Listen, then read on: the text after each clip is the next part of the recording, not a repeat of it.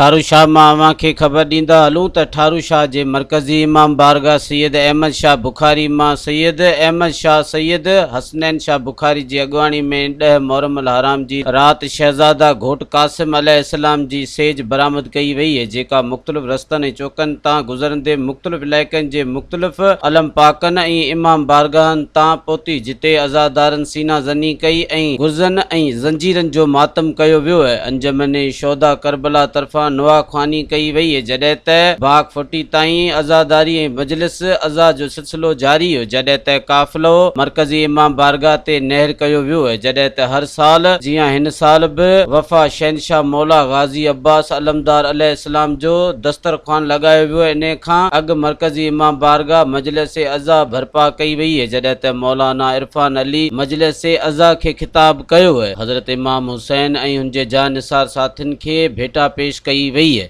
Subscribe कयो अवामी news HD खे ऐं ताज़ा तरीन ख़बरुनि लाइ ॾिसंदा रहो अवामी न्यूज़ HD।